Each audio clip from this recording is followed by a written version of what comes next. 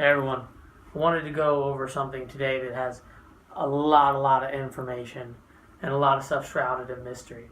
So give me a break in case I stutter or anything like that. I had to take a significant amount of notes because these are concepts that vary over about 800 years and give us kind of a setup on and a better understanding of the interpretation of the religious practices of the ancient Germanic tribes by looking through the historical concepts I will present. We'll be better able to understand the sagas and eddas of the end of the heathen age in Iceland, which is where most of our traditions were handed down to us. Now, we know that there's a lot of magic and Galdr and stuff like that prevalent amongst northern Scandinavia and Iceland at the end of the heathen age, but I'm going to try to get back to the root from attestations by other people and first-hand accounts on how the ancient Germanic tribes worship, such as Julius Caesar, who said that they would worship in sacred groves and stands, and they would build these temples and altars, sacrifice into bogs. We know they sacrificed into bogs. We found a profusion of chariots, which I'll talk about later, but we found these chariots in the bogs along with human sacrifice. It's a lot easier for something to be preserved in the bog water because it is naturally naturally slows down decay because it is very oxygen poor. So we know they sacrificed in bogs. We know they sacrificed people and animals. So I'm going to go through and look at 3 specific tribes and periods of time. And if I jump around a little bit, I'm really sorry because I'm taking a lot of notes and been a lot of places here. So first thing I'll talk about is the Swabians, which were people that lived on the Baltic coast up into Jutland, and how they had auguries when they divined. And what the augury was, you would cut a piece of wood or a twig off of a fruit-bearing tree. And then what you would do is cut that twig in half, make some marks on it, and have someone cast it as a lot on top of a white sheet. Then these pieces of sticks would be picked up, interpreted, 3 times always picked up, interpreted, and stared up at the sky before they were interpreted. And that point of divination was supposed to provide you with some sort of answer towards a question you had, but you would only ever ask 1 time a day for each item. And for more depth, you would have to go back to. I think the 3 times picking up is 3 by 3, which is the sacred number 9. But of course, that is just a theory of mine. I have no way to prove it. What is interesting is that there is white sheets. And as I go on, you will begin to see that the purity of white, or something to do with white, maybe not purity, is the reason, or it just keeps coming up and keeps being seen across some of these ancient practices. So we know about also how the Goths practiced. And the Goths, which converted to Christianity very early on, to Arianism, would sacrifice animals and sacrifice people they took into battle, or they took as prisoners. What's very interesting, the Goths came out of Scandinavia, but the way that they sacrificed their prisoners was ubiquitous across the Germanic world. As in 89, when the Chersuker-led tribal association or alliance defeated the Roman armies, anybody that took prisoner, they hung from the trees, piercing them. And that shows that even on opposite sides of the Scandinavian or Germanic world at the time, they had the same type of practice. And what they were practicing there, and what they were worshiping, was the Allfather, or Odin, hanging them from trees, carving things into their flesh. And again, it reaffirms so many things we see amongst the other tribe communities.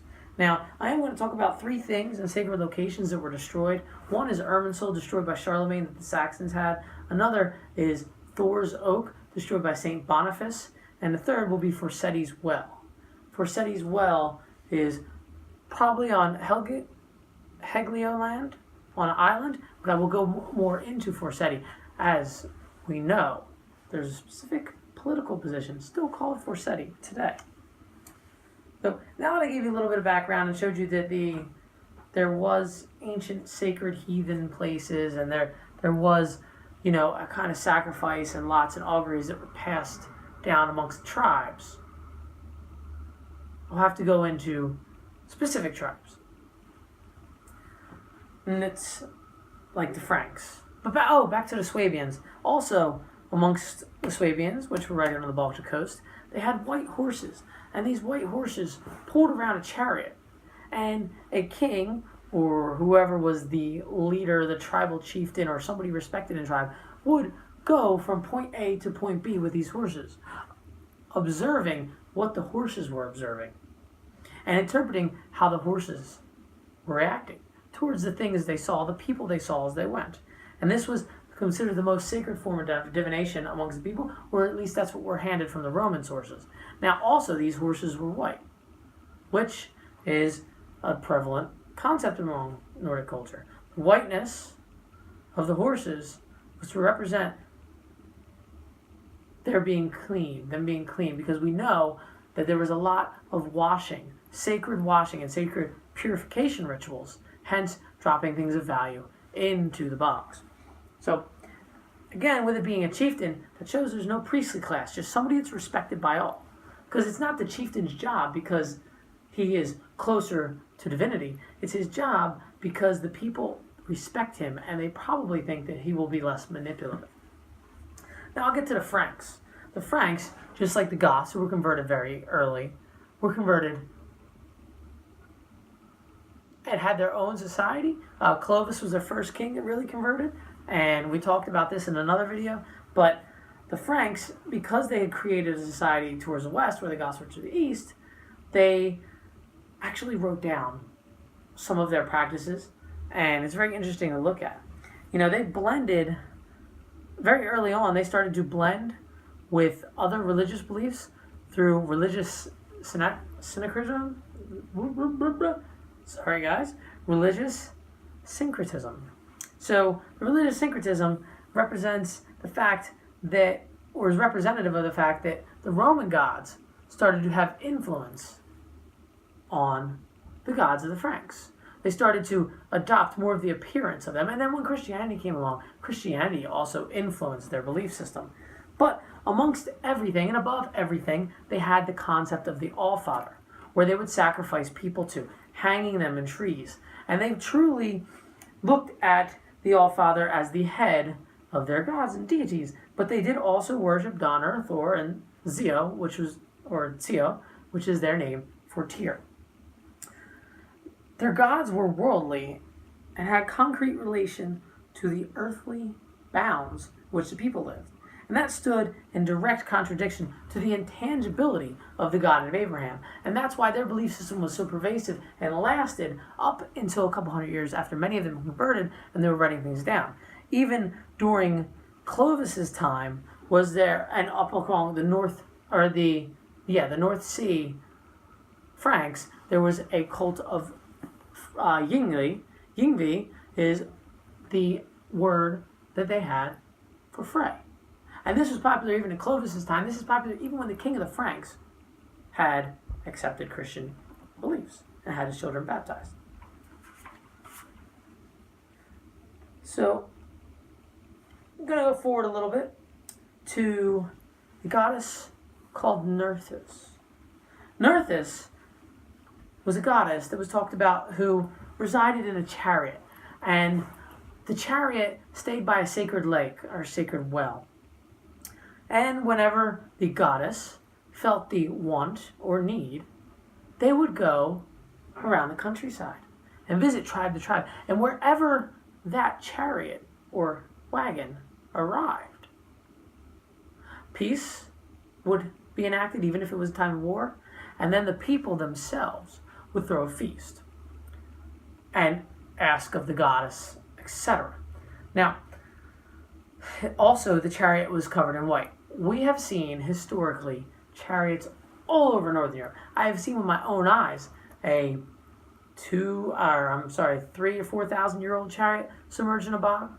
And of course, even written by the Scandinavians, written by the Icelanders, there's these stories of chariots, of the kings talking to somebody with a chariot. So we must think, who is this Nerthus?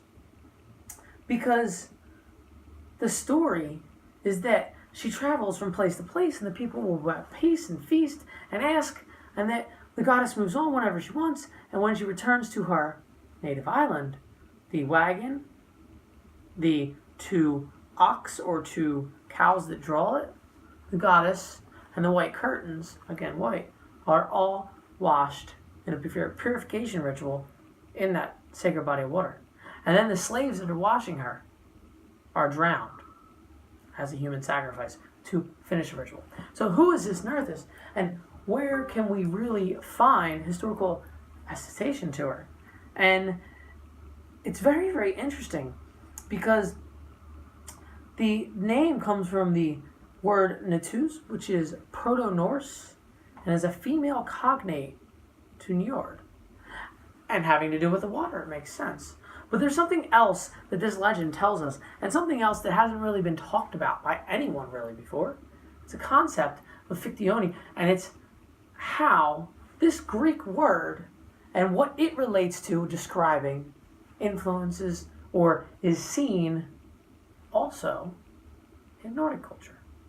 Now, they usually use this word to refer to the Greek oracle at Delphi. The oracle at Delphi was a young woman chosen to be a virgin, several of them sometimes. They were there, people would go there specifically to the divine to ask them questions in a way that they were able to communicate between the gods and mankind, as in goddesses or priestess, because the Greeks had a formalized priestess class. The way that they would take care of this and make sure this place was always sacred is the 12 strongest city-states in Greece would each take care of the oracle and sponsor the oracle, provided with food and safety and warmth and comfort for one moon cycle. There's 12 moon cycles in a year, so that's why there's 12. But it really is interesting to see that even though it was more of a primitive tribal society, that the Northern Europeans still honored and took care and feasted of this goddess as she moved around. It would be interesting but we can only just theorize on it. Where did this goddess come from? Was it the same as the priestess, as the oracle of Delphi? I mean, the similarities abound, but we will never know that. All we know is that all the Germanic tribes have respect for the priestess of Nerthus, or the goddess of Nerthus, just like all the Greeks had respect for the oracle of Delphi.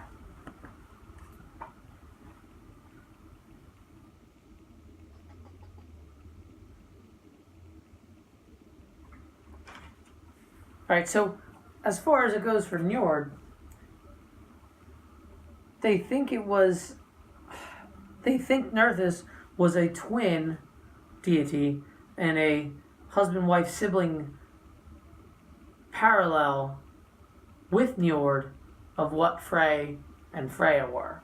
It is postulated that back when the Vanir were the tribe that were worshipped the most, that there was a bunch of twin deities, Frey, Freya, Njord, Nerthus, and that they would be actively engaged in a spousal role, controlling two opposite aspects of everything. You know, they represent the man and the aggression, or the women and the softness. They would represent two opposite aspects of the same concept or the same earth. For example, look at the sun. The sun can provide rays to grow everything, or it can be too hot and dry everything out.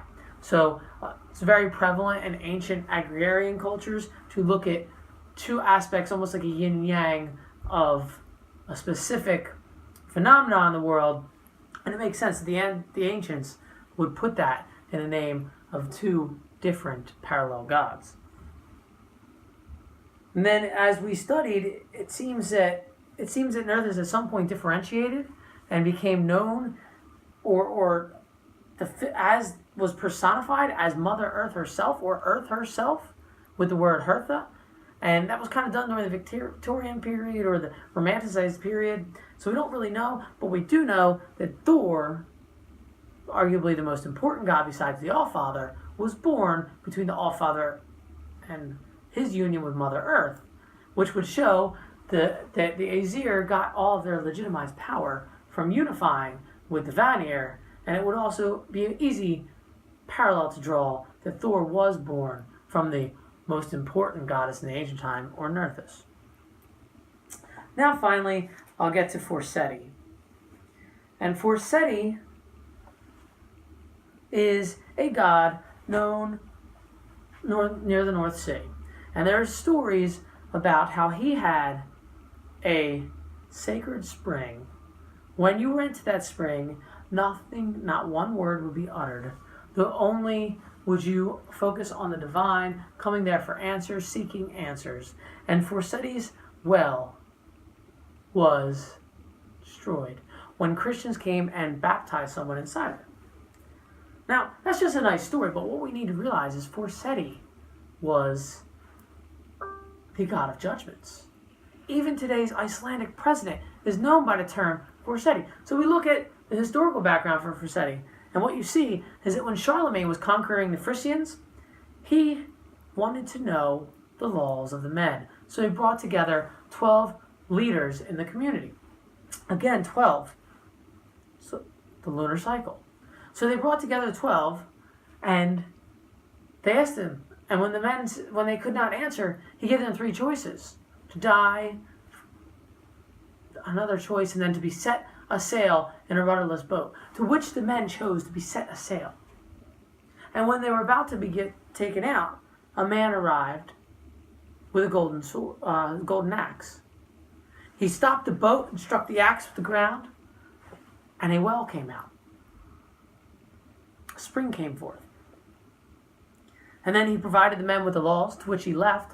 They provided the laws to Charlemagne, but that was in the way that Charlemagne was able to have power over the Frisians. Now, that's a nice story, but what he did have power over the Frisians was he codified a set of laws for them. By codifying a set of laws for them, they were less free to live. And then we know, of course, what he did after that was to forcibly convert them, to forcibly convert the Saxons, and to remove any other historical evidence of what really went on in continental Europe with the Germanic deities. And that's about as far as we can go with studying the ancient practices of the continental deities. Because everything else is only through the guise of what happened in Scandinavia. Because that continued to develop, and that continued to become more complex and more metaphysical. I hope I really wasn't all over the place. I know I was, actually.